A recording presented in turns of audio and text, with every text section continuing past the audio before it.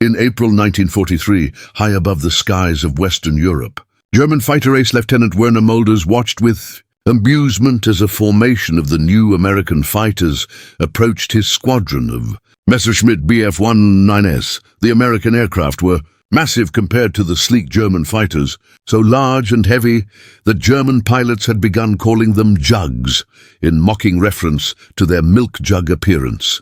Mölders and his experienced pilots had heard the reports from other units. These P-47 Thunderbolts were too heavy to dogfight effectively, too clumsy to match German maneuverability, and represented typical American thinking that bigger was always better.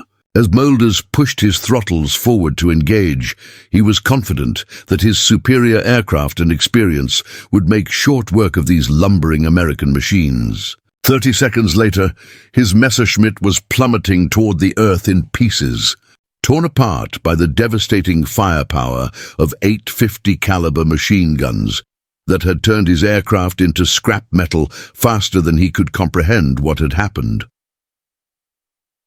The Republic P-47 Thunderbolt represented everything that German fighter pilots thought they understood about American aircraft design, and everything they were wrong about. When the first P-47s arrived in England in early 1943, German intelligence officers looked at the specifications and smiled. Here was an aircraft that weighed nearly 8 tons when fully loaded, more than twice the weight of their nimble Messerschmitt fighters. Its thick, barrel-shaped fuselage housed a massive Pratt & Whitney radial engine that generated over 2,000 horsepower, but all that power was hauling around what seemed like an impossibly heavy airframe. German pilots, trained in the European tradition that emphasized agility and maneuverability above all else, looked at the P-47 and saw an easy target.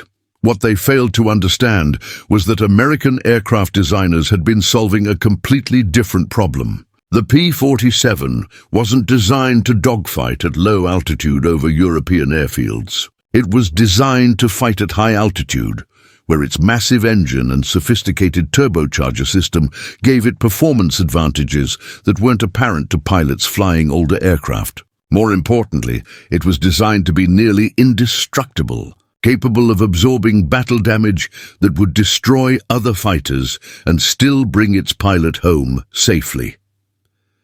The first German pilots to engage P-47s in combat learned these lessons the hard way. The Thunderbolt's 850 caliber machine guns, mounted 4 in each wing, delivered a weight of fire that was absolutely devastating. Each gun fired 600 rounds per minute, creating a combined rate of fire of nearly 5,000 rounds per minute. When a P-47 pilot pulled the trigger, he was unleashing a storm of half-inch bullets that could tear apart any aircraft in the world.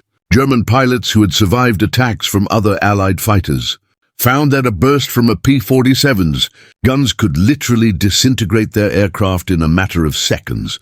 But firepower was only part of the P-47's advantage. What really shocked German pilots was the aircraft's ability to absorb punishment and keep fighting. The P-47's massive radial engine, unlike the liquid-cooled engines used in most German fighters, could continue running even after taking multiple hits. The aircraft's thick wing structure and robust airframe could absorb cannon shells and machine gun bullets that would cripple lighter fighters. German pilots found themselves in the frustrating position of scoring direct hits on P-47s, only to watch the American aircraft continue fighting as if nothing had happened. Captain Franz Stigler, a German ace who survived the war, later recalled his first encounter with P-47s over Holland in late 1943. His unit of experienced pilots had engaged what appeared to be an easy target. 6 P-47s flying in a loose formation at medium altitude. The German pilots, flying their agile Focke-Wulf 190s, attacked with confidence, expecting to shoot down several of the American aircraft quickly. Instead, they found themselves outgunned and outfought by pilots who seemed to know exactly how to use their aircraft's advantages.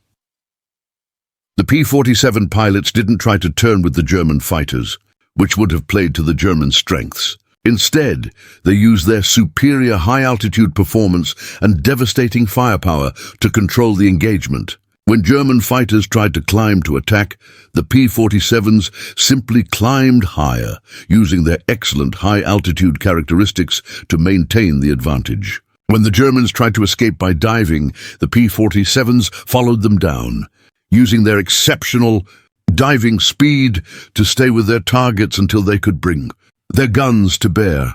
What was most demoralizing for German pilots was the realization that the P-47's advantages weren't just technical. They were tactical and strategic as well. American pilots flying P-47s had been trained to fight as a team, using coordinated attacks that maximized their firepower advantage. They had also been taught to be aggressive, to press home their attacks with a determination that many German pilots found unsettling. These weren't the cautious defensive tactics that German pilots expected from Allied fighters. These were the tactics of pilots who knew they had superior equipment and weren't afraid to use it. The P-47's impact on the air war over Europe became apparent in the months following its introduction. German fighter units that had maintained local air superiority found themselves increasingly challenged by American formations that seemed able to fight on equal or better terms. The P-47's long range, made possible by its efficient engine and large fuel capacity, meant that German aircraft that had once been safe in their home territories now faced American fighters deep over German-controlled airspace. By the summer of 1944, German pilot training reports began to reflect a new reality. Instead of dismissing American fighters as inferior, German instructors were warning their students about the specific characteristics that made P-47s dangerous. They emphasized the importance of avoiding prolonged engagements with Thunderbolts, the need to respect their firepower, and the difficulty of successfully attacking them from behind due to their heavy armament and robust construction. The psychological impact was perhaps even more significant than the tactical one. German pilots who had entered the war with confidence in their aircraft and training found themselves facing American opponents who seemed to have every advantage. The P-47 pilots were well trained. Their aircraft were nearly indestructible, their firepower was overwhelming, and their tactics were aggressive and effective. For German pilots already struggling with fuel shortages, inadequate training time, and increasingly desperate strategic circumstances, the appearance of large formations of P-47s represented a nearly insurmountable challenge. Major Gunther Roll, Germany's third highest scoring ace, later admitted that by 1944, experienced German pilots had developed a healthy respect for the P-47 that bordered on fear. The aircraft that they had initially dismissed as too heavy and clumsy had proven to be one of the most effective fighters of the war. Its combination of firepower, durability, and high-altitude performance made it a formidable opponent that German pilots learned to engage only under the most favorable circumstances. The numbers tell the story of the P-47's effectiveness. Thunderbolt pilots destroyed over 7,000 enemy aircraft during the war, more than any other American fighter type. They also proved devastatingly effective in ground attack roles, destroying thousands of locomotives, tanks, trucks, and other targets. But perhaps most importantly, the P-47 had one of the lowest loss rates of any fighter in the war, testament to its ability to protect its pilots and bring them home safely. The German mockery of the P-47 Thunderbolt represents one of the classic mistakes in military history, underestimating an opponent based on superficial characteristics. German pilots looked at the P-47's size and weight and assumed it would be an easy target.